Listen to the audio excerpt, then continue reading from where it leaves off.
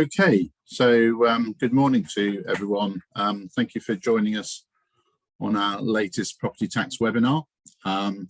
We still have some people to carry on joining, so I'm sure it is sort of rising quite quickly now in terms of the attendance, people sort of logging in. So we will make a start. By my clock, it's 11:30, so we will get cracking, and delighted that you're able to join us for our latest webinar. I will be doing this jointly with my colleague Todd Arneson, and the intention is to run through to about 1 o'clock with 10 or 15 minutes towards the end for some questions and answers. Please use the Q&A point on your Zoom screens if you're able to. If you've got any burning questions, that'd be very helpful if you can send stuff through on that. And we will address those towards the end as best we're able, subject to timing. If we're unable to do that, then we will follow up with them after the event. Okay, so without further ado, for those that don't know me, I'm the Managing Director of E3 Consulting. I've got nearly 30 years experience in property taxation, and I'm also a CEDA accredited mediator, CEDA being the Centre for Effective Dispute Resolution. I used to head up EY's Capital Allowances team, worked for a variety of different businesses of all shapes and sizes before setting up E3 Consulting in 2003. So we're in our 19th year. And as you can see there, I've got a very wide range of experience across most sectors of the real estate marketplace.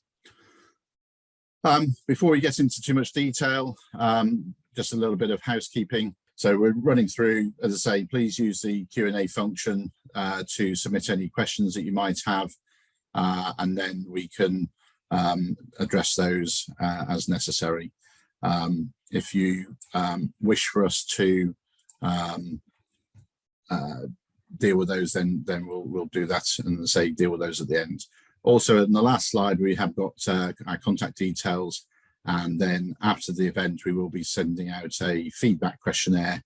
As I'm sure you appreciate, it's very helpful for us to get good quality feedback from everyone, and so it's important if you're able to share that with us. That would be very much appreciated, because it does help us sort of tweak the events and make sure that we're pitching them at the right level, and giving some meaningful insight to the world of property tax.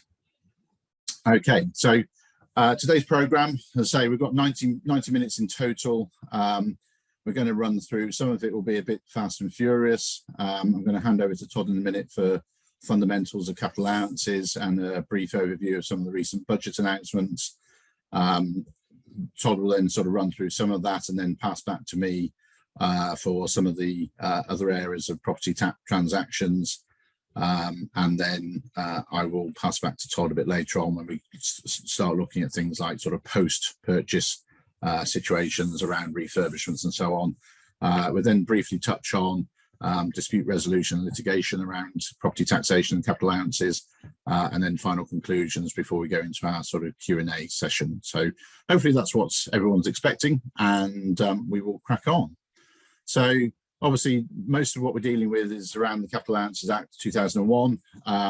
It's a sort of complicated area, despite being sort of 20-odd years old, and capital allowances longer than that. We do still see that there's quite a lot of confusion in the marketplace. The level of awareness is very marked and varied between solicitors, accountants, surveyors, property owners, and not helped by the fact that they do keep sort of complicating the rules and chopping and changing things. And certainly in the last couple of years, we've had quite a lot of changes, and we've increasingly been getting some new sort of case law coming through as well. So some decisions which are still sort of going back through a wide range of cases previously decided to determine what the outcome is. So it's still very much a very active area of property law, and continues to become sort of an area where it does pay to take sort of specialist tax advice, and hence we wanted to cover off today the purchase situations. So without further ado, I'm going to hand back over to Todd and mute myself and leave Todd to talk it through with. Yes, so good morning, everyone. Thank you for joining us. I'm just going to take control of Alan's screen here so that hopefully I can move myself through the slides. I joined E3 Consulting back in 2017, currently finishing up my degree apprenticeship at Portsmouth University in quantity surveying, and on my as an APC candidate as well, and looking to sit my final interview at the back end of this year in the autumn sitting. Since being with E3, I have worked on a wide range of projects, from small £150,000 refurbishments of doctor's surgeries all the way up to £140 million developments of mixed-use schemes. And as Alan said, with E3 Consulting, a wide range of experience across property sectors. So like Alan said, I'm just going to give a quick overview of what capital allowances are and the background to capital allowances before we get into some of the heavy hitting stuff on commercial property purchases. So just a quick whistle-stop tour then of the history of capital allowances. We've got this Yarmouth v France case all the way back in 1887, which is really the basis of deciding whether something can be claimed as plant. Going all the way back there, we then move sort of on to 1945 after the war, and the Income Taxes Act of 1945 encouraging post-war investment, and that's really the beginning of capital allowances then. Before the first dedicated Capital Allowances Act was brought into force in 1968. We had this case of Stokes v Costain in 1984, which extended capital allowances to leaseholders over and above freeholders that it was before that point. And then in 1990, we had a rewrite of the Capital Allowances Act, and again in 2001. And as Alan mentions, that's the current version of the Capital Allowances Act that we work to. And we have many tweaks to the Capital Allowances Act through various finance acts across this period since 2001. Notable ones here are in 2008 with the introduction of integral features, 2012 and 2014 for the new Fixtures Rules. Structures and buildings allowances were introduced by the Finance Act 2019. And then in 2021, as many of you may be aware, we had the introduction of the Super Deduction and the Freeport's capital allowances. We did have a budget announcement back in March, and there wasn't much to do with that, but they did announce that there will be some further changes expected from a summer consultation, and we'll be hearing about those in the autumn budget this year. So what are capital allowances? They're an offset against taxable profits for UK taxpayers, whether you're an income taxpayer or corporation taxpayer. You must hold a relevant interest in land, so freehold interest, long leaseholds, and a couple of others there that you can see on screen. What we're going to be focusing on today really is the acquisition of those freehold and long leasehold interests. Must be on commercial property, construction, purchases, contributions to development, and you must have a qualifying activity. So capital allowances are really available at all stages of the property life cycle. As I mentioned, as Alan has mentioned, we're focusing on the sale and acquisition of property today, but we will focus on a little bit at the end of the repair and refurbishment and post-completion development, as well as fitting out around leases and contributions to leases, lease fitting out as well. So where would we expect capital allowances? What would we expect the capital allowances to fall at for different property types? What we've got here is a range of capital allowances for different property types as a percentage of either the construction cost or the purchase price. It's important to note here we have excluded land costs and also the new structures and buildings allowances as well. But just as an example, for an air-conditioned office here that you can see in the red ring, we'd expect on any given purchase of an air-conditioned office that between 15 and 37% of the expenditure on that office be qualifying for capital allowances. And that range really is predicated upon the specification of the fit out to that property. So some of the current rates of capital allowances that we have in play at the moment, as you can see at the top there, some of the higher rates for first year allowances, we've got the super deduction at 130%, the special rate allowance at 50% that came in with the super deduction, and then the 100% for plant and machinery within Freeport's tax sites.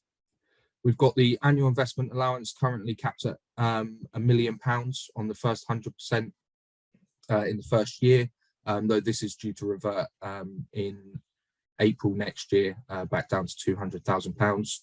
And then right in the middle there, we've got our plant and machinery and integral features, which is really the crux of what we'll be looking at. So how do those rates compare over time? We've got a little graph here just to show that how you receive capital allowances over time. Our green line there is plant and machinery allowances. Our purple line is integral features allowances, and then we've got our grey line of structures and buildings allowances. So that you can see with our plant and machinery at 18% there, we receive our capital allowances back over a much shorter period of time. Although as that graph progresses, all of our allowances will be used up and we'll get to the same amount. So then, starting with plant and machinery, this is our main pool expenditure, given at 18% per annum as writing down allowances on a reducing balance basis. And plant and machinery is really present in all commercial property. The things that qualify under plant and machinery allowances are things like sanitary fittings, kitchen fittings, carpets. And what we've got here in green is fire alarms and IT and data installations, qualifying under plant and machinery allowances, but we've highlighted these here as we'd expect to see these under the electrical package in any construction breakdown. But general electrical items will qualify under integral features, as I'll come on to on the next slides. Plant and machinery allowances also available in large-scale residential are noted on the previous slides, commercial property, but on the common areas of residential properties, we might also expect to see sort of carpets, concierge counters, post boxes, etc. And also another caveat to this rule is furnished holiday lettings. So any furnished holiday letting in the UK and European Economic Area can claim capital allowances subject to rules around those. And we haven't seen any changes since Brexit on the European Economic Area being able to claim on furnished holiday lettings.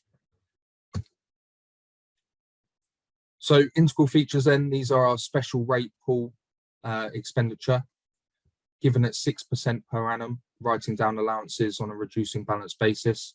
And the kind of items that qualify for integral features are general electrical systems. Obviously, I noted some exclusions to that on the previous slides. Cold water systems, space or water heating systems are heating, ventilation and air conditioning systems, lifts, escalators. And generally on any given project, we would expect 30 to 65% of the total capital allowances claimable, excluding our structures and buildings allowances, which I'll get onto shortly, making up the overall claim. So the structures and buildings allowance then brought in on the 29th of October 2018 as part of the autumn budget announcement that year, and available on structures and buildings costs that were previously non-qualifying for capital allowances, except under the old industrial buildings allowances rules. Though the structures and buildings allowance now is more wide-ranging than some of the allowances that are available under the specific rules of the industrial buildings allowances. The contracts for work for structures and buildings allowance must have been entered into on or after the budget day there, the 29th of October 2018. And they're given at 3% per annum on a straight line basis over 33 1/3 years. Now, this was increased in April 2020 from the original amount of 2% over 50 years. It's actually it's not possible to claim the structures and buildings allowance without analysing all of the costs on a project, as plant and machinery allowances, integral features, and repairs and maintenance don't qualify for the structures and buildings allowance. So we need to segregate those costs first before we're able to analyse the structures and buildings allowances.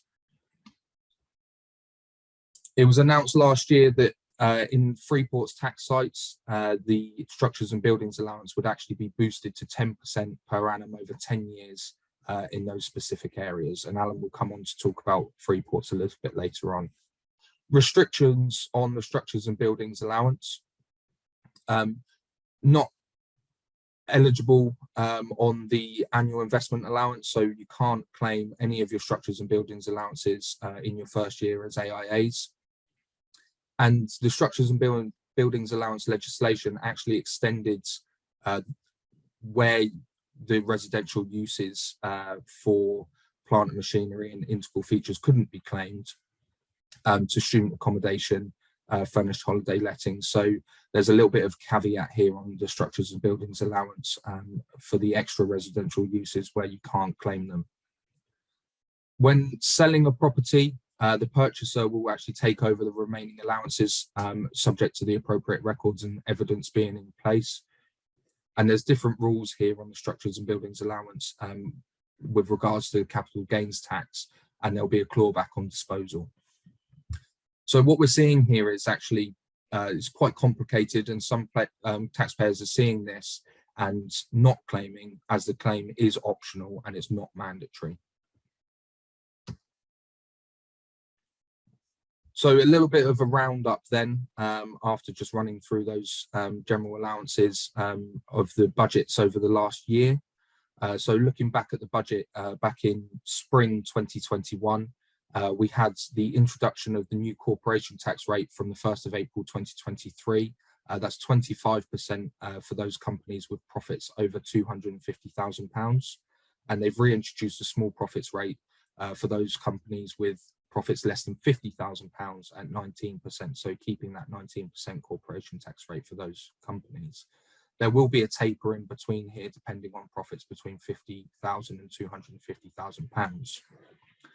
As I mentioned before, we had the introduction of the Super Deduction at 130% back in March 21 last year, and the special rate allowance at 50% as well. These both run until the 31st of March next year. We also had the enhanced rate of capital allowances for Freeports that Alan will talk through in a little while. In autumn last year, we had some small changes. We had the extension of the limit for AIAs at £1 million until the 31st of March next year, where, as I mentioned before, that will revert back to the £200,000 that it was previous to the introduction of the £1 million limit. And then we had some administrative tidying up around structures and buildings allowances. And as I mentioned before, upon sale, the purchaser will take over the structures and buildings allowance, and there was some extra measures introduced around the allowance statement required at that time. And then this year, we had a budget in March on the 23rd, but really there wasn't much to declare from this.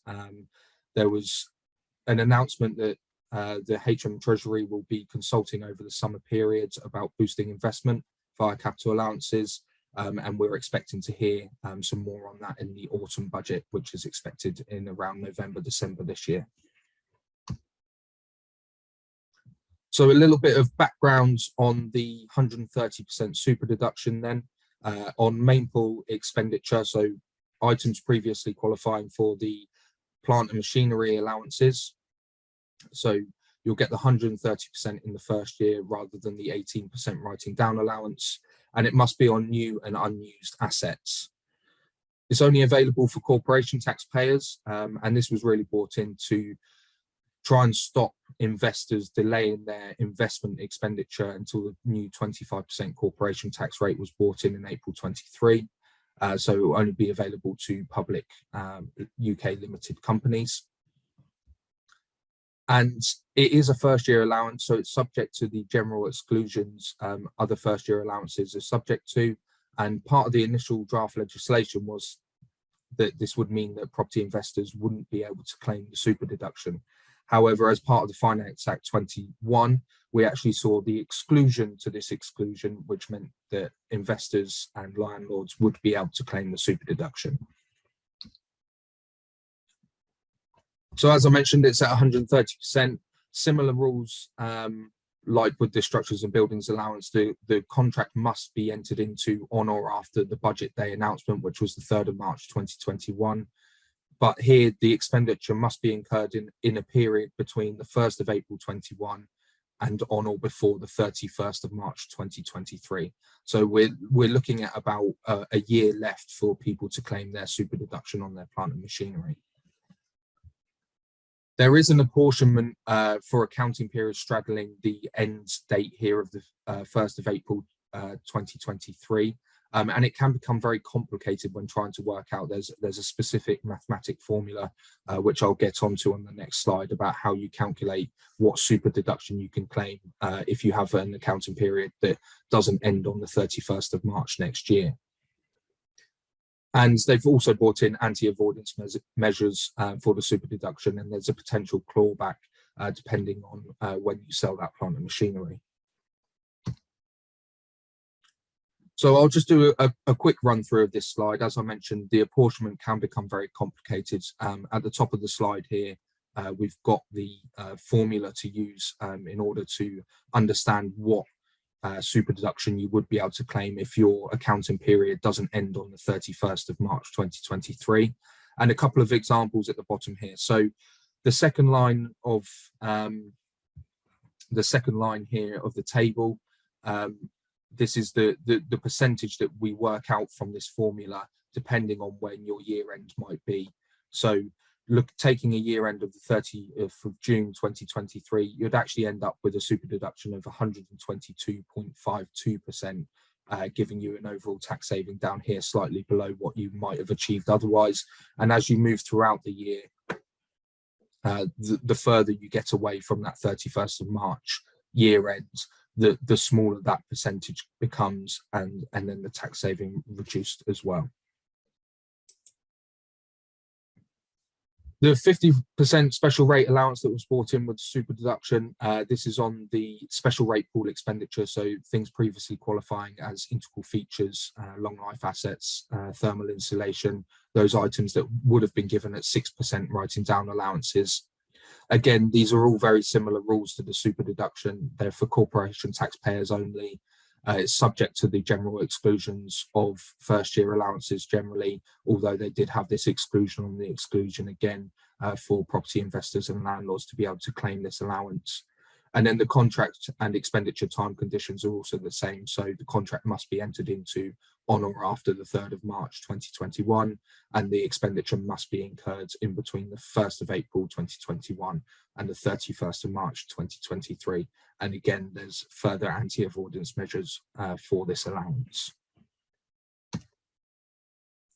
So what I'm going to do now is hand back to Alan. He's going to give you a run through of the Freeports legislation, and then moving on to the commercial property purchases and transactions.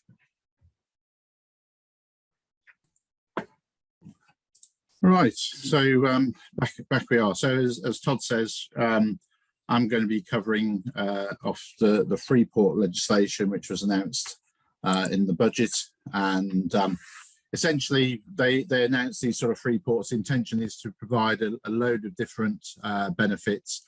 The main ones we're concentrating on today are sort of the tax reliefs, but there is also abbreviated planning, and as you can see here, there's the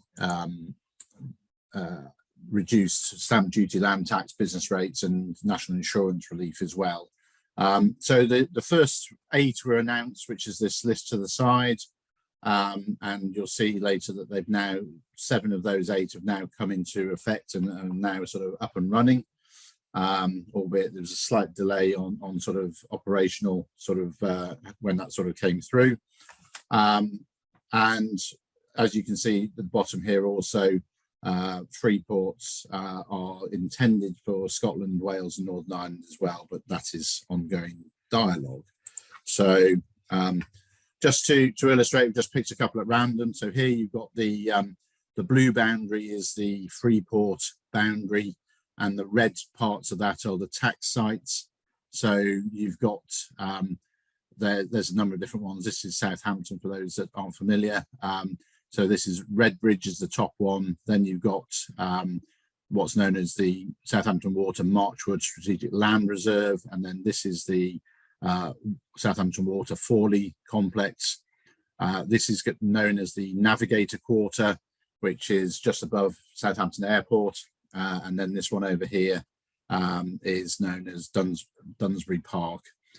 So any development in those particular sites will now benefit from the tax advantages, which I'm going to come on to explain shortly. Thames one, so the first one on the far left here is Dagenham, the middle one is Tilbury Docks, and then the one on the far right, most easterly, is London Gateway. And then the third one, so this just shows you a bit more of how the various maps drill down. I'm just going to change my pointer. So you can see here there's a sort of shaded red sort of area, but they've excluded anything that's already built. So it's very much focusing the tax relief on new site and new development, so that you're not paying tax relief on things which are already there. And as I say, these three are the maps for, this is the intermodal map for East Midlands, where they're obviously wanting to connect between the railway line and the motorways, and looking at particular development which will help that joined up activity between different transport modes. And then you've got East Midlands Airport up here. So as I say, those all then sort of tick through to those. The operative dates you can see here are, a couple of them came into effect last year, sort of Humberside, Thames, Seaside, and the Freeport East, which is Lowestoft. And then you've got the East Midlands, Liverpool and Solent only just coming in the last month or so.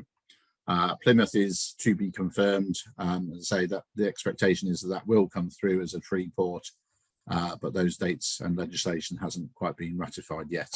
As I said, the devolved governments in terms of Scotland, Wales and Northern Ireland all have some proposals. Scotland's most advanced with those. They're calling them green ports and trying to focus more on sort of green energy and environmental aspects of the locations. Of that, 8 sort of sites have sort of declared an interest in becoming a free port, but the proposals are that there will probably just be 2 of those 8 will be ratified, and say that's still ongoing dialogue, but I think they are getting close to sort of formally announcing 2 of those locations for what the Scots are calling green ports. Again, in Wales, there are a number of different locations, as you can see here, which have been identified as possible locations. The government dialogue of late has been that there's likely to be 1 of these chosen. So again, it hasn't been sort of finally ratified, and Northern Ireland is still in discussions. There's potentially some issues around Brexit and EU overlap because of the island of Ireland. But the proposals are for 1 free port, subject to that all being agreed and ratified. Okay, so now into the sort of core area, having set the scene and in terms of the different types of allowances. The next sort of 20 odd minutes is focusing very much on the purchase legislation and how that sort of applies in buying and selling second-hand property. So in this particular section, we're going to then sort of cover off agents' particulars, heads of terms, the due diligence around commercial property standard inquiries, or CPSEs as they're often known, and how incorporating into the contract wording. Prior to the seminar this morning, I was actually exchanging emails with a solicitor for a client. They're in the midst of a purchase, and we're trying to incorporate the wording required to protect their position and talk through that sort of scenario. We'll then sort of talk about the sort of norm position of doing a just and reasonable apportionment, the new Fixtures Rules, which have been with us since 2012, Section 198 elections, and then we'll touch on sort of other special areas. Things like auction transactions can be a bit sort of complicated. and then sort of post-acquisition, whereby, what you might do to the building afterwards. And I'll be handing back to Todd at that point as well. Okay, so it was quite often the case, as you can see from this slide, that capital allowances were often left out of discussion, and it was considered to be sort of prudent to be silent, because you didn't really want to sort of highlight the opportunity of tax relief to an unsuspecting vendor who hadn't really been mindful or aware of capital allowances. That's no longer the case. The new Fixtures Rules came in April 2012. There was a transition period whereby there were sort of partial rules and a bit more relaxed until April 14. But once we got past April 14, they've been in force fully now. And essentially, it's now absolutely essential for a purchaser to understand the capital allowances position. The vendor still has all the power. They can do nothing which effectively blocks a purchase claim. And hence it's really important to make sure that it's dealt with as part of the transaction, so that everyone understands where it is and what's possible. We do still see that there's, even though these rules have been around now for 6-7 years, there is still quite a bit of, lack of awareness really of how they work. There are some default and, standard documents that certain firms will be using, and some of those aren't really very robust or very suitable. And we'll come on to show you some examples of how that is. The standard documentation is really the sort of the bare minimum and not necessarily best practice and the ideal solution. So as you might expect us to say, it's really highlighting that specialists can really add value and protect the position and make sure that you're getting the best possible outcome. And ideally, it's incorporating the capital allowance position into sales particulars so that everyone knows what they're bidding on. We have seen situations, certainly in the past, where when it's suddenly raised, the capital allowances are or are not part of a transaction, then people might use that as an opportunity to chip the price and vary what their bid was, because they'll sort of plead that they made the bid on the basis of expecting the capital allowances. Whereas if the sales particulars or the heads of terms are very explicit with that, then it's not possible for them to take that approach after the fact. Okay, so first off is the Commercial Property Standard Inquiries, CPSEs.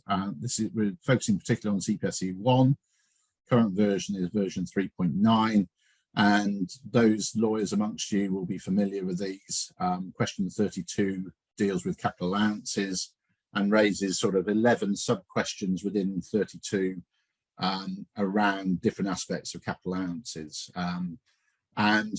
They're intended to sort of try and cover off, but as I say, it really is probably the minimum sort of number. A number of them are quite specific and very detailed.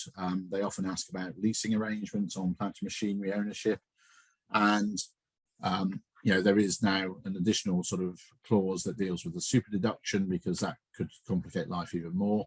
But it's one of these things that we find a lot of people aren't very comfortable understanding the answers or understanding sort of the significance of the answers in particular.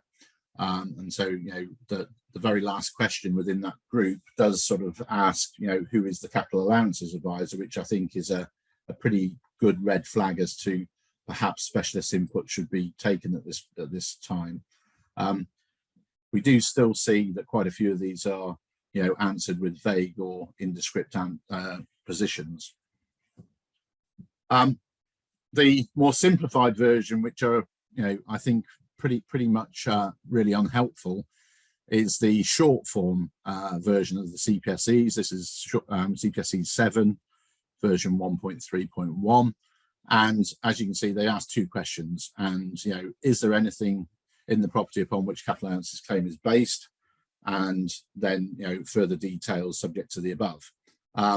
Really not very helpful. Does anticipate that people understand the meaning of the question, they understand capital allowances, they understand what they may or may not have claimed. And a lot of smaller SME independent businesses don't really have the understanding of that. What we'd quite like to do at this point is just actually raise a very quick poll. So I'm just going to launch the poll and ask if you can give us your view on on the projects and the stuff that you're perhaps involved with, who undertakes the capital allowances and fills in these details. So if you could just take a moment to sort of fill that in as to whether it's your solicitor, your accountant, whether if you're owner occupier, you do those yourself, or if you're an advisor, just say who works through, and it'd just be interesting to sort of see. So we've had a number of quick answers on that, so just give a bit more time for people to finish voting off, see how that works. Okay, I think that's as much as we're going to see, so I'm going to end that and just share those results. That's the outcome. So we're seeing it's around a third solicitor, a third accountant, and a third in-house, with only a smaller minority using capital allowances specialists. So I would advocate that it's really important to make sure people understand how that all works, and that we sort of get the right answers, so that going forward you protect your position if you're buying, and understand the consequences of selling.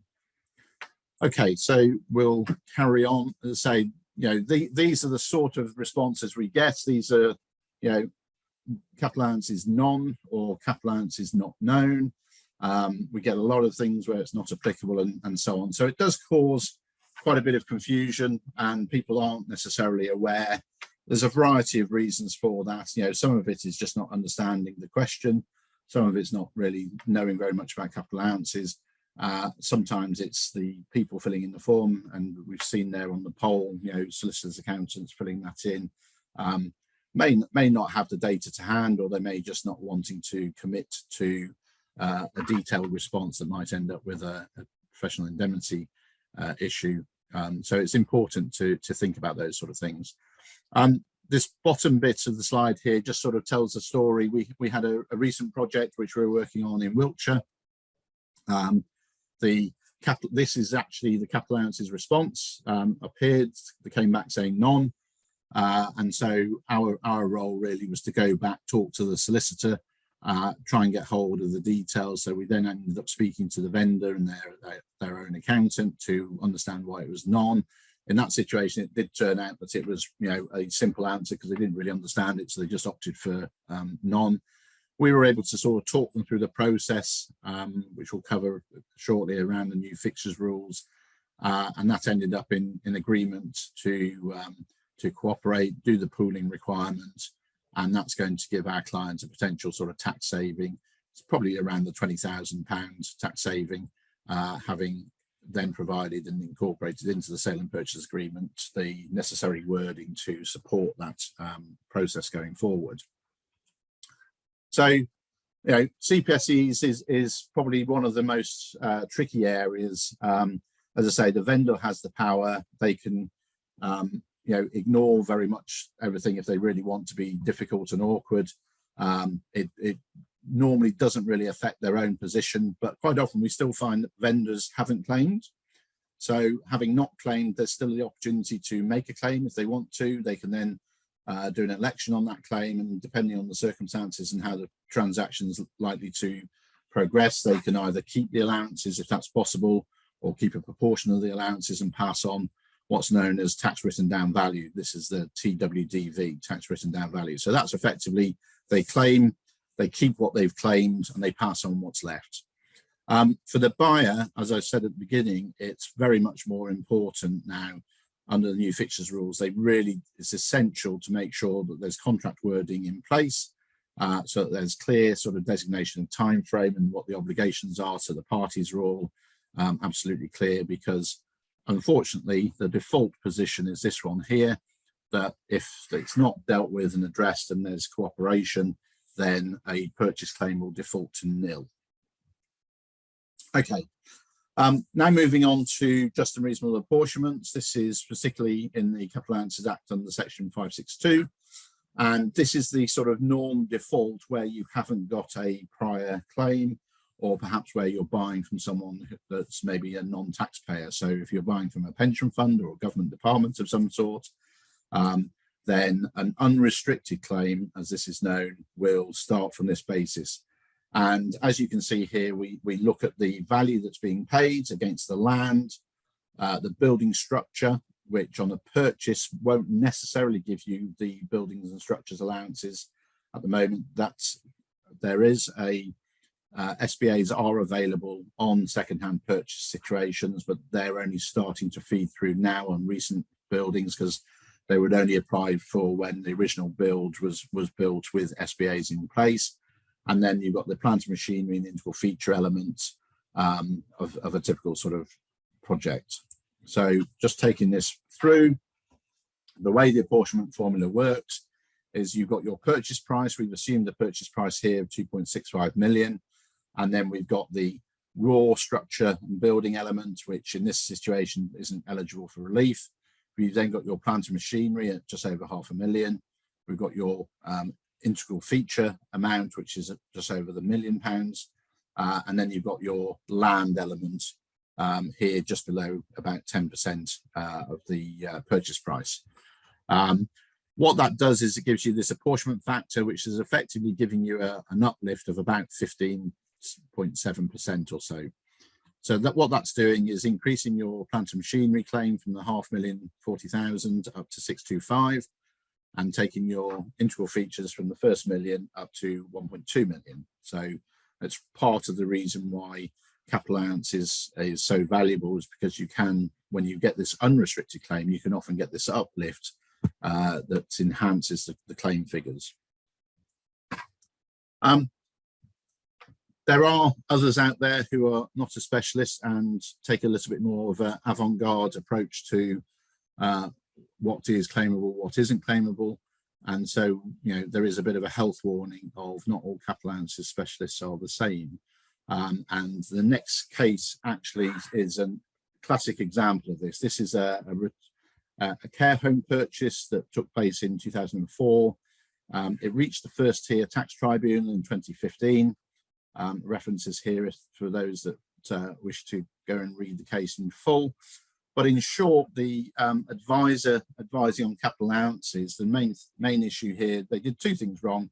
The first thing was that they used completely different and inconsistent methodologies to value different parts of the transaction. So rather than using the apportionment formula I've just shown you and how that sort of works, they used a variety of different methods that gave them the best possible answer. So they were evaluating different parts under different methodologies, and the revenue understandably took exception to that and threw out the case, and they lost that point. The second point was that the care home had, or the previous owners of the care home had installed this conservatory enclosure over the swimming pool to make it more usable and more hospitable to the residents of the care home. I guess that this is pre-Wim Hof days of feeling the cold and enjoying it. But they also tried some very spurious arguments around why this conservatory enclosure should qualify, one of which included trying to compare it to a greenhouse. So they were really just sort of throwing every little bit of capital allowances case law they could find to try and make a case which was completely unsustainable. They lost the case. It was held as non-qualifying. The apportionment formula, which I've just sort of talked you through, of this just and reasonable apportionment, was considered to be very well understood, and it was just a badly argued case that should never have got to tribunal. Okay, so just wanted to talk you through a quick sort of case study here. This was a project that we did a little while ago. So it was actually this sort of property here. There's a walkway through to a lower part of the property behind, retail at ground floor, offices first and second floor at the front, and then there was also some residential behind. So it was a complete sort of mix. We also had sort of basement area, which was part of the coffee shop. Now, the claim was restricted. The seller in that situation didn't want to cooperate, so the plant and machinery aspect was considered to be out of bounds. We were only brought in after they had bought the property after the fact. But thankfully we were able to do an IFA only claim. And basically what that is the seller had bought it prior to April 2008. And that meant that they hadn't previously been entitled to claim integral features. And so our purchasers were the first people entitled to claim IFAs where the IFA assets weren't previously available as plant and machinery. And that's typically sort of electrical installation and cold water. So essentially that's what we did. Although it was a £3.8 million purchase, including stamp duty, land tax, the residential part was outside of scope because they were just private residences. The retail area, as you can see here, had some shell and core, and we were only really looking at the office area. There was a tiny little bit of that we could do within the retail, but not all of it. So we ended up with an IFA claim, £173,000, tax saving to our client of over £32,000, nearly 33. Additionally, while we were looking at this, because the SDLT can be picked up, so in proportion to the bits between the different parts of the development, we spotted that the solicitors that acted on this hadn't taken into account the multiple dwelling relief on the SDLT, and we were able to then save the client a further £17,000 when they got their rebate of part of their SDLT that had been overpaid. Okay, so the norm is the unrestricted claim, but now the expectation on a transaction by governments particularly, but often is the case, is that a party that's claimed capital allowances will now be eligible and be looking to a 198 election, which is the formal methodology between parties to recognise what claim has previously been made. So a 198 is the norm for a freehold. Then you've got a 199, it's exactly the same process, but for leasehold assets, assignments and so on. And the purpose is to just fix the value of the allowances between the two parties. As point 2, the main point here, you can see it can be the full value of the claim that's claimed, which means that the seller would have a clawback, or it can be tax written down value, the TWDV, and that effectively, as I've said, is the seller keeps what they've claimed and they pass on what's left. A more aggressive position is that they do maybe a £1 election, and that can be £1 per pool for the main pool, plant and machinery, and the special rate pool of integral features. So a £2 election maybe. And that effectively means that the seller keeps all of the allowances, but the buyer gets none of the allowances. And those are quite often where you're selling to a pension fund or a non-taxpayer, so capital allowances isn't really that important to them. But it can be seen as an aggressive position, and it's not always default. It used to be more common than it is these days. But the new fixtures rules basically expects everyone to do a 198 election, and that's really the sort of default process now. But as I say, we still see some people not really understanding that. Some of the templates that are provided are very basic, and as we've said with CPSEs, the information doesn't flow very easily. So it's important to get people like ourselves involved in that, to have the dialogue and make sure that it's compliant with the regulations, and is processed in the necessary time frame, which, as you can see here, has to be done within 2 years of the completion date, and if it's not, then it's invalid, you're out of time.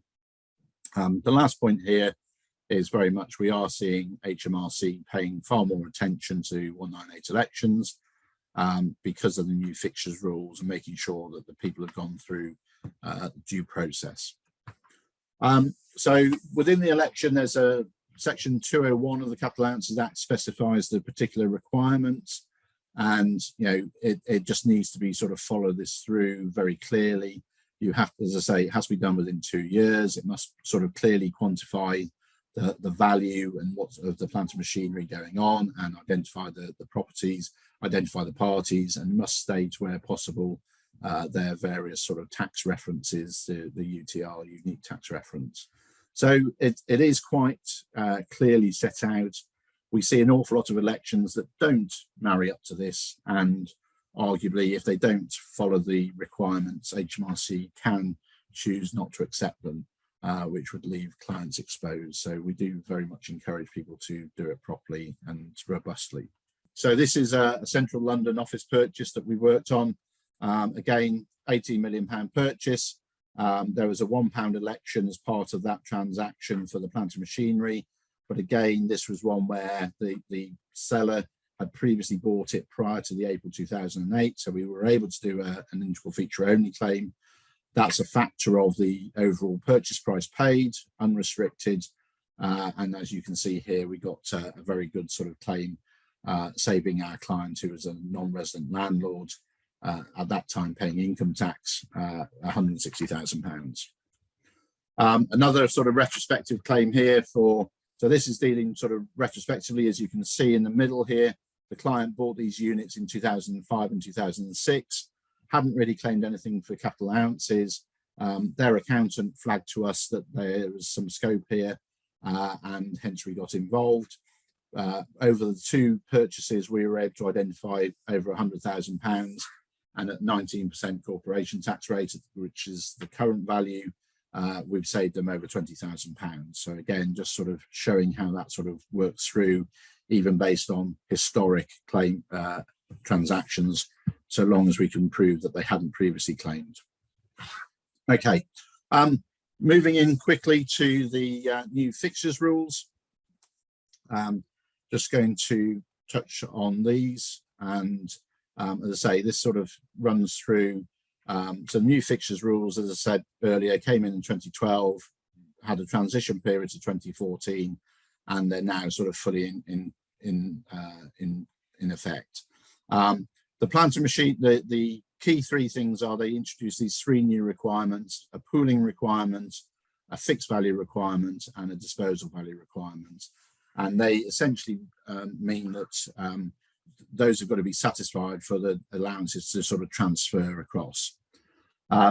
So these rules were brought in because HMRC perceived there was lots of abuse, and some of the more fly-by-night capital allowances consultants, quote unquote, were certainly putting in some very dodgy claims, not really doing very much robust analysis and claims around things. And because of that abuse, the revenue sort of brought these things in. But it's a little bit of a sledgehammer approach to crack a nut, rather than deal particularly with people who are inflating their claims and not following the due process.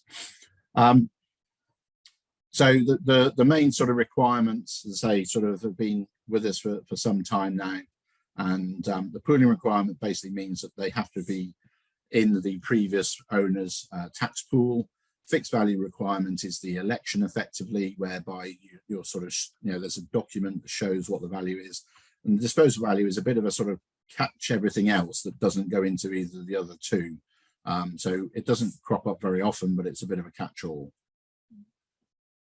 As I've said, if you don't satisfy these requirements under section 187 capital A3, a purchaser's claim is defaulted to nil value. So it's really important that we sort of people understand that. So pooling requirements, as I say, it's about sort of creating a mark in the sand, as it were, as to what the value is. You have to go back and look at the previous. So if the previous owner hasn't claimed, then you have to go and look as if and work out what they could have claimed had they done so. And you base your pooling requirements on that. There's a requirement for them to then do a pooling letter or pooling notice, and then also a section 198 election, which we previously sort of covered, to get that all agreed. And it's important these are all documented and clear obligations within the sale and purchase agreement. Otherwise, you can find yourself sort of ending up sort of hitting your head against the wall if they refuse to do it after the event. And we've had situations like that where we had one situation, project in Southampton. Our client was advised, we gave them the recommended wording.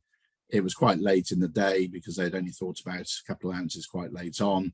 They decided they didn't want to complicate the transaction by changing the contract late in the day. So they shook hands on a gentleman's agreement that they would honour the process and cooperate and provide all the necessary sign-offs so that they could do the things after the contract completed. However, 2 months on, when we started to try and follow that through, we found that the finance director of the vendor had since retired. The new finance director didn't want anything to do with it. It wasn't his gentleman's agreement. So basically our client learned a valuable lesson that having it in the contract is good. Everything else is open to risk and chance. So a lesson for everyone, really. As I say, the fixed value rules is very much an expectation that there'll be a 198 election, and that's really the default. There is an option that if the parties can't agree, they can go to the first tier tribunal. That's rarely been used by most people.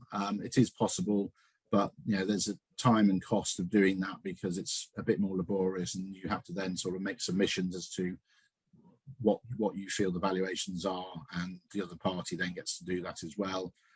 In reality, what the ones we've seen, the other parties often don't respond at all, and therefore it's accepted. So it's a bit of a waste of time, but it's the only option if your vendor is being uncooperative.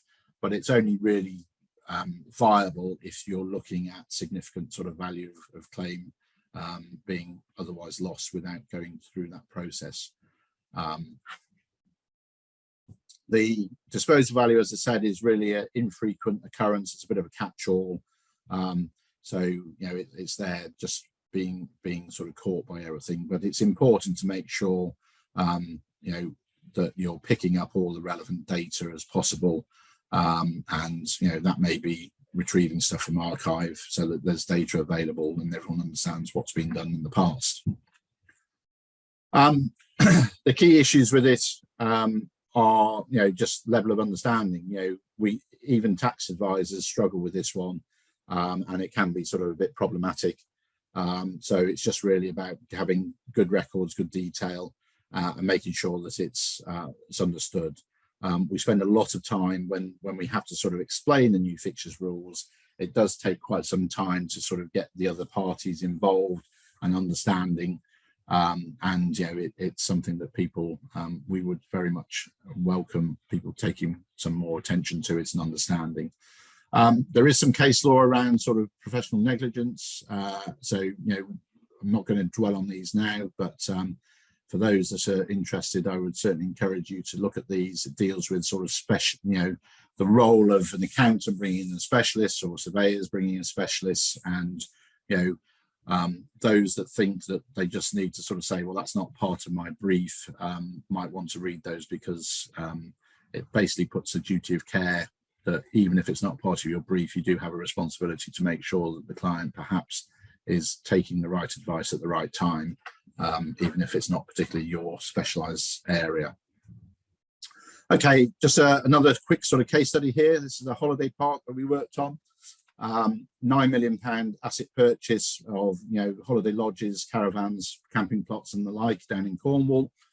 We had a complicated sale and purchase agreement. We had two elections. There was an election in respect to a tax written down value, because the client had the vendor in that situation had made a claim, but they had massively undervalued their claim, and so there was a lot of assets which were outside of that claim. So we had an election in respect to tax written down value, and then there was a second election for assets which hadn't been previously claimed against.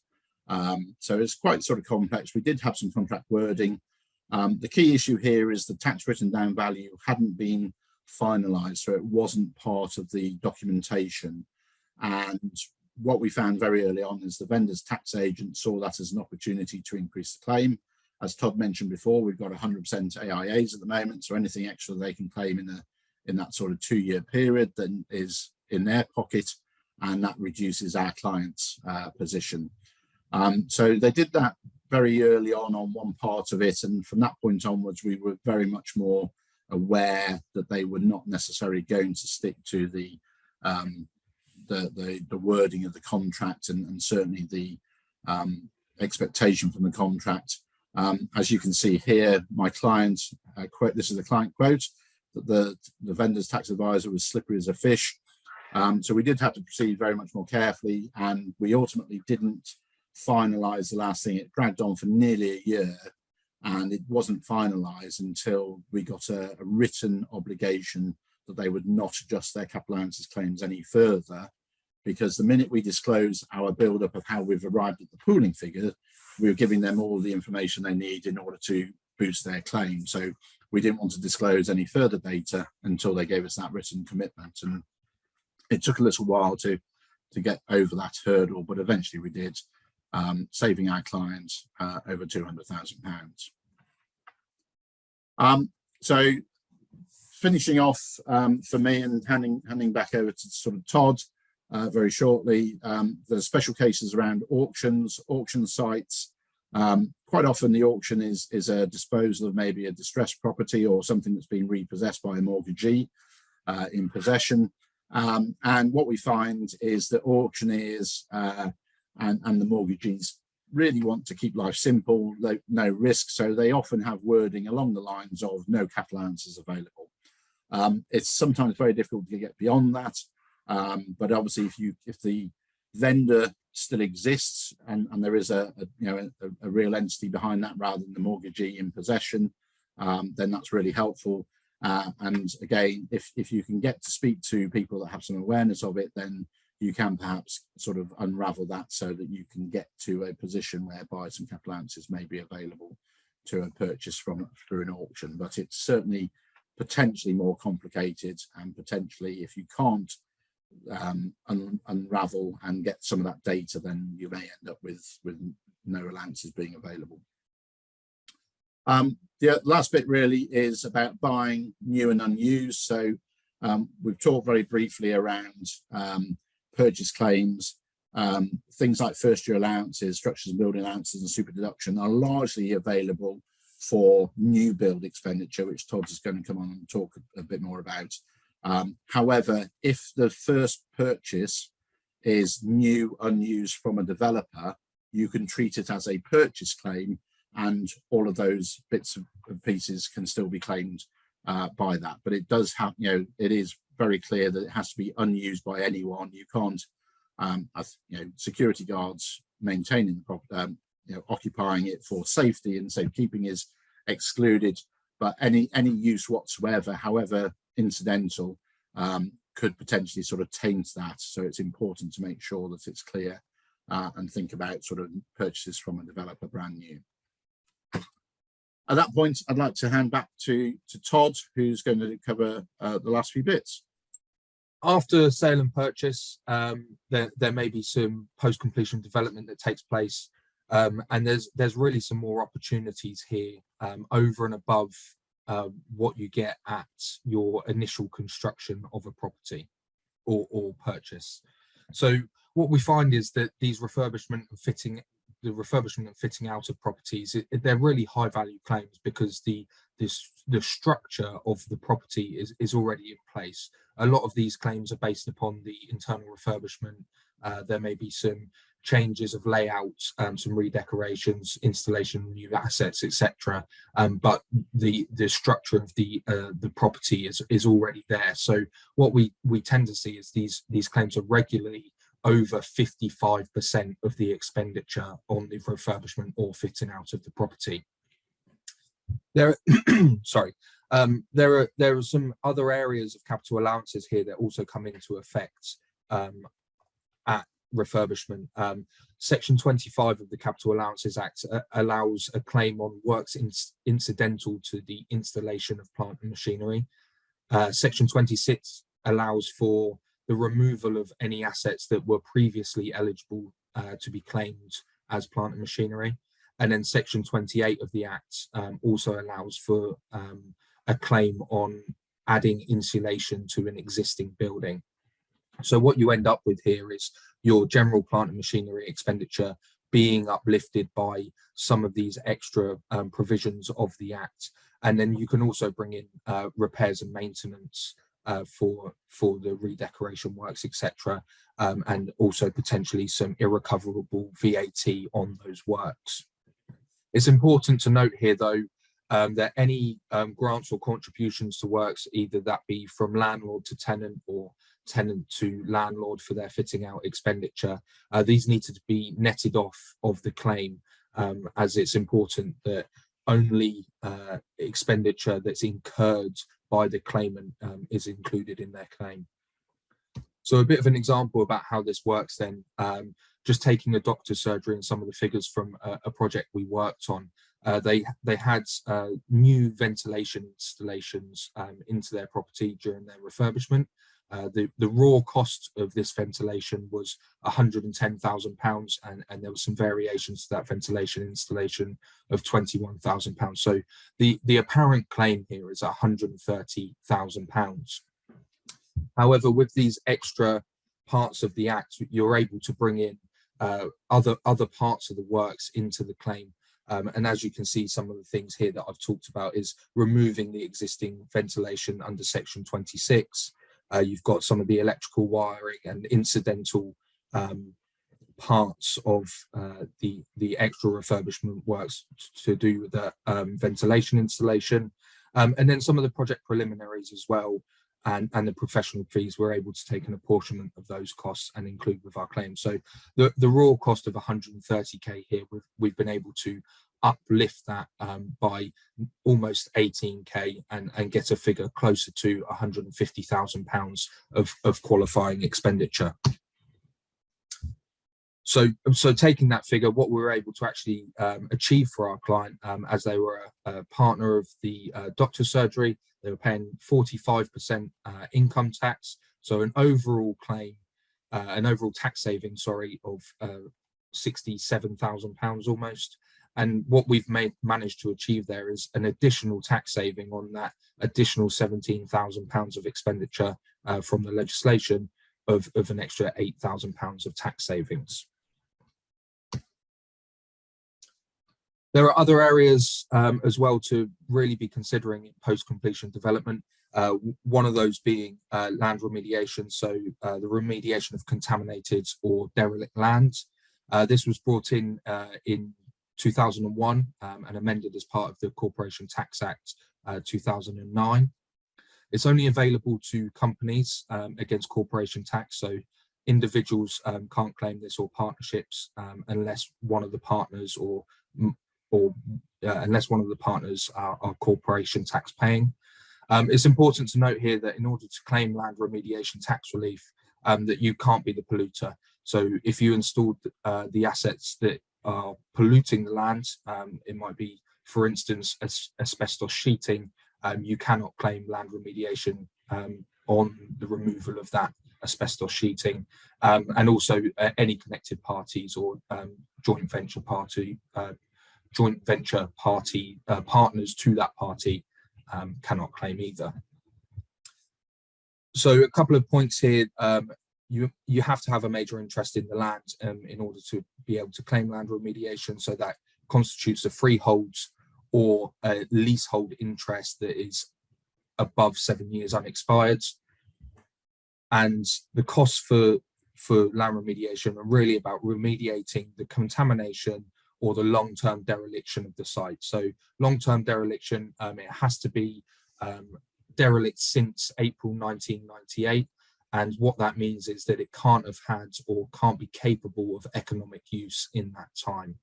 The types of things I've already mentioned, asbestos, but there's also arsenic, radon, hydrocarbons, and Japanese knotweed, which some of you may be familiar with, are some of the items that you might be able to claim remediation on. There's two ways that this can be received. For investors, it's at 150% of the qualifying expenditure, or as a property trader, as the property is held on your trading account, you will be able to expense those costs already against the P&L, so you get the 50% uplift. So you both end up with the 150% claim, just through different routes. And also, if you're making a loss, you've got little or no profits, then you are able to surrender that loss at 16% and claim it as a tax credit. And as I mentioned here, it's only available to companies. So as of April 2020, non-resident landlords that were previously paying income tax, now subject to corporation tax, so they have now been brought under the scope to be able to claim land remediation costs. Just a quick example of how this has played out in practice then. We were brought on board by a client recently. It's recently completed. We were brought on board by them last year in order to identify the land remediation costs on their expenditure and review their account and ledger allocations. The project's package for the enabling groundworks was almost £3 million, and we initially forecast with them that we would be able to identify £75,000 to £120,000 of qualifying land remediation expenditure. But this was really based on the pre-filtered information that we were sent by the client. So what's important to note here is that they sent us this information and we assessed that and gave our forecast of the expenditure. But what we were actually able to do by reviewing the contracts for this package here and discussing and liaising with the project team, the quantity surveyor and the project manager, we were able to actually identify and uplift what we originally thought as 120k closer to £600,000 of qualifying land remediation expenditure. So over 4 times the amount of qualifying expenditure there. They were a property developer, so they were holding it as trading stock, so they got their extra 50% of land remediation tax relief, and we saved our client over £55,000. So it's really important to note that once we're able to see all of the information, we really can add value. Another area for post-completion development is the community infrastructure levy. So this is an optional charge by the local planning authority to fund new infrastructure in their locality due to new development. It's levied on the gross internal area of the property, so the new floor area that's being brought into use, and the overall SIL charge is based on the new floor area times the rate in the area, and then that is uplifted based on inflation with the BCIS indices. Now, SIL has actually been operational and brought in. It was brought in by the Planning Act of 2008 and operational further to that. In excess of 180 local planning authorities have now adopted SIL in England and Wales. And it was initially brought in to replace the Section 106 contributions, but as it's turned out, they're now working in tandem and side by side. So you could end up paying 2 lots of contributions on your development in terms of infrastructure payments.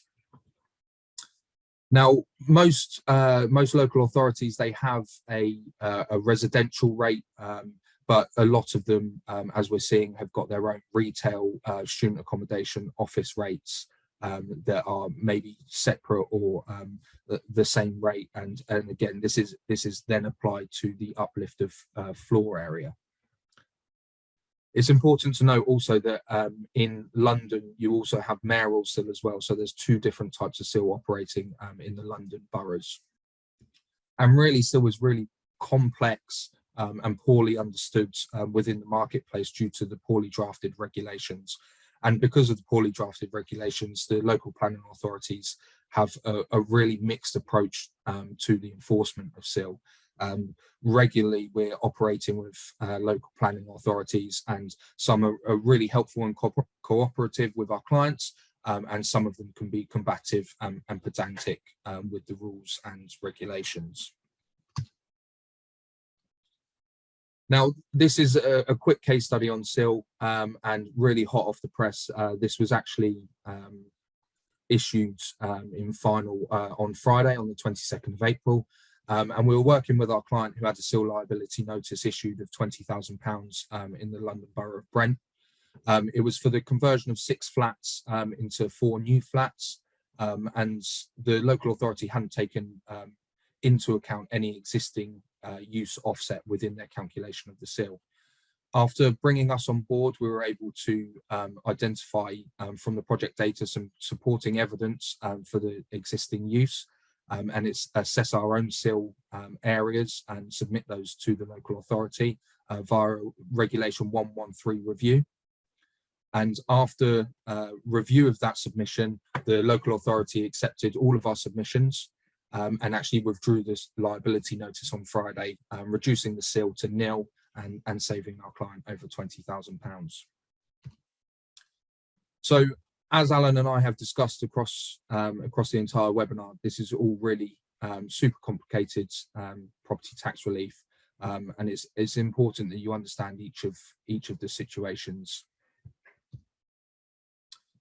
Starting with whether you're an income tax or corporation tax payer, obviously all of the different allowances fit into different pots, and depending on what type of tax you're paying, depends on what you might be able to claim. Obviously, we've got income tax here, so you can claim things like AIAs, repairs and maintenance, structures and buildings allowances, plant and machinery.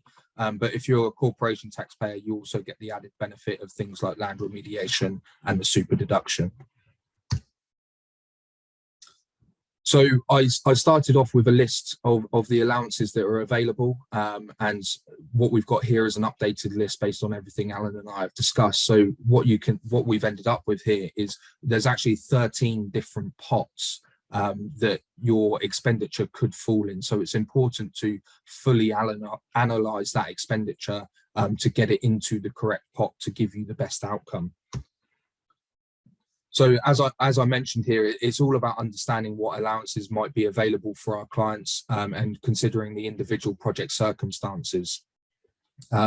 What we do regularly is run optimal scenario assessments. So it's really crunching the numbers and recognizing all of the options that are available to our clients based on the different scenarios, their tax profile, whether they're loss making, how the allowances are going to be consumed going forwards, and then depending on the type of entity that they might be able to run the expenditure through, what might give the best outcome in tax relief. And then really the final stage is we're enhancing for our clients. We're getting robust optimized tax savings, optimizing their use of the allowances, getting them into the right one of those 13 pots, getting them cash flow advantages, and really understanding the legislation around each of the allowances and using the precedent case law. As I mentioned right at the beginning, the case law runs all the way back for plant to 1887. So it's really understanding all of the case law that's been introduced since then and managing the risk for our clients, ensuring we're achieving the best outcome for them, understanding the dialogue with HMRC, talking with them, and then understanding any future changes to the capital allowances regime as well. So as you can imagine, from all of this super complicated tax relief, everything that we've discussed so far, there is a chance that there could be need for dispute resolution further down the line. We regularly deal with HMRC, often where all of HMRC, the client and their advisors are entrenched in their positions. A considerable amount of time has passed by the time we get involved, and it's really difficult to review the historic project costs. As Alan mentioned in one of his examples, people can leave businesses. Some of the documentation might be archived or lost, could be shredded depending on how far down the line it is. So there's a real lack of evidence. So it's important for us that we can come in and clarify any issues within the case law and primary legislation, looking at it with a fresh pair of eyes. It's important to get it right. Just a quick slide here. Anywhere between a 0% penalty for a careless mistake or up to 100% where you're prompted by HMRC for a disclosure for a deliberate and concealed error. So I'm just going to quickly whiz through then.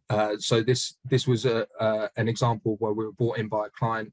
The initial position was that they had claimed £90,000 of revenue repairs. It had been negotiated with HMRC for 2.5 years, but they had got nowhere. We were brought on board just as a final opinion, and we were able to review all of the contract breakdowns and within 4 weeks produce a detailed claim report and agree this with HMRC within the next 6 months and actually achieve a position that was over twice the amount of the original position that HMRC were querying. And then just a final example then of how our support can be used in litigation, whether that be for the defendant or the claimant. In this example, we were brought on board by the defendant defending a negligence claim against them for lack of advice on capital allowances. We were brought on board and able to analyse the circumstances and quantify the cost of lost tax relief was actually far below the position that was being claimed against our client. And because of our opinion, our expert opinion, and the input that we had, we were able to obtain a settlement before court with significantly reduced damages. And then similarly, on the claimant side as well, we had a good outcome for a client on the opposite side, where we were able to show that the loss of tax relief was above what they were saying. So a settlement with the defendant before they had to incur trial costs. So just a bit of a conclusion quickly then. It's important to get it right. There's valuable tax savings to be had. The allowances between 10% and 45% is a common range, depending on the specification. The default position from the CPSEs and the standard contracts is rarely appropriate. It's important to think above and beyond what might be in those CPSEs. As I've just mentioned, there could be 13 different reliefs available, so it's important to understand the legislation and the timing and get the position right. New fixtures rules are very complex, they're unforgiving, so if the vendor's reluctant to help, you could end up with a zero outcome, so getting on board an advisor at the right time before the contracts are exchanged is highly important. The new corporation tax rate coming in at 25%, capital allowances will provide great tax savings for those claiming. And as I mentioned earlier, there's a summer consultation coming about boosting investment in property. So we'll hear more about that in the autumn budget announcement. And then just a final one there is timely advice pays. It's important to manage your risk and optimize your tax savings as early as possible. So finally then, as Alan mentioned earlier, we will be sending out a feedback email later on, so we really would appreciate any responses we get from that. And now I think we're just going to do some questions. So if I can invite Alan back in.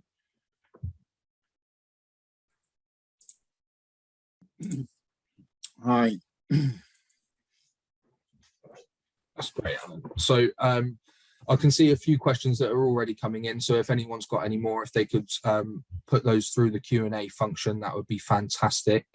And we also had a couple of questions come in before the webinar as well. So I'll just ask Alan the first question here that's come in is, what effect does energy efficiency have on tax, if any? Okay. Thanks for that, Todd. I mean, it used to have quite a lot more effect than it probably does now. We used to have the enhanced capital allowances, which were on your first slide, but greyed out because they were abolished in April 2020. So prior to that date, energy efficient and water efficient technologies were entitled to 100% relief.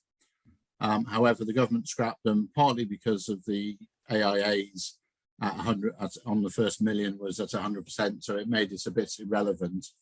Probably the important thing for landlords and particularly investors to be mindful of is with the MEES regulations. That's the electrical regime that, about sort of waste that needs to be sort of taken into account, and that's requiring landlords, you know, already they can't lease properties or sell properties with an EPC rating, Energy Performance Certificate of F or G, and that rating is getting tighter and tighter. And I think by 2030, it's basically going to have to be above C. So A or B ratings will be okay, but below that, it could be problematic. So there is definitely a move where people need to think about improving the energy efficiency, whether that's LED lighting, whether it's adding in thermal insulation. And you mentioned in your session about the Section 28, thermal insulation is tax deductible, and also photovoltaic and so on. So there's a lot of technologies there, and they will identify and pick up quite a bit of tax relief.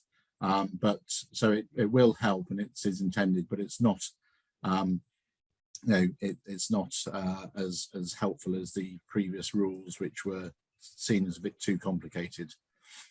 Yeah. Okay, perfect.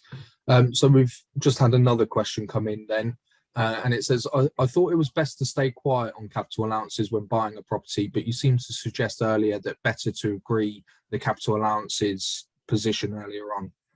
Yeah, no, well, this is a really good point. I mean, that certainly used to be the case, and under the old rules, before we had the new fixtures rules, you could inadvertently sort of flag capital allowances, and the vendor may suddenly decide to claim and then want to sort of keep the allowances for themselves. So there was a bit of a strategy of keeping it all a bit below the radar to perpetuate our theme today. However, since the new fixtures rules came in, so since April 2012, and particularly since they fully came into effect in April 2014, that's no longer the case, because you've got this default part of the clause under section 187 capital A subclause 3. It basically says that in absence of the requirements and that pooling requirement, fixed value requirement being met, or the disposal value requirements, then the default position is 0. And so if it's not dealt with either as part of the transaction or some obligations put into the contract, as we've discussed, then it can prove very difficult, particularly if the vendor's uncooperative. So without that obligation, you're a hostage to fortune and them being helpful and cooperative. Some are, but increasingly we find most aren't, and they basically, if it hasn't been addressed in advance, most are just saying, sorry, too late, not something we want to get into. In that situation, there is the first tier tribunal as an option, but that can be uneconomic if the value of the claims are relatively modest and low value. Yeah, perfect. I think we might have time for one or two more questions here. We've had a question come in here, which is probably clarifying the position of some of the things we've talked about, actually, Alan. And it says, you advise that only a corporate limited company can take advantage of some of these allowances. Many properties are now acquired through an LLP structure. Are allowances not available through this type of corporate structure? In terms of capital allowances, it doesn't matter at all whether you're going through a corporate structure or a partnership or LLP. So capital allowances are available to all taxpayers. The important thing for that bit is, the entity has to be a taxpayer. Where you come to something like land remediation relief, that could be an issue, because that is a tax relief that's very specifically limited to corporation tax. So a partnership, typically the partners are tax transparent, so you then look through to the individual partners, and if those partners are limited companies then and paying corporation tax, then in respect to their share, they may be able to benefit from the land remediation relief. But if you've got individuals in there, then they won't be able to benefit because they're not corporation taxpayers. So it's just, again, really understanding the constituent parts and what the nature of the project is and which tax reliefs are applicable. Yeah, I think another point to note there as well is for the super deduction. Super deduction is available against corporation tax, so that allowance itself will only be available to corporation taxpayers and not individuals on income tax. But generally, the rule is that capital allowances, as I mentioned in one of my earlier slides, is you have to be an income tax or a corporation taxpayer. Okay. Okay. We have. I think that's probably time, isn't it? Yeah, I think probably we are up against the time. So obviously I've got our details there. If you've got any particular queries or interest in sort of contacting us about any specific project matters, then please do get in touch. Our generic email is hello@E3Consulting. But otherwise, thank you very much for your attendance. We hope we've touched some nerves and given you some food for thought and helped on some of the areas. But otherwise, we look forward to catching up and seeing you again, hopefully in person sometime soon. We are out and about and doing surveys, so it doesn't all need to be remote. But otherwise, thank you for your attendance and look forward to hearing from you in due course. So goodbye from me. And goodbye from me. Thank you very much.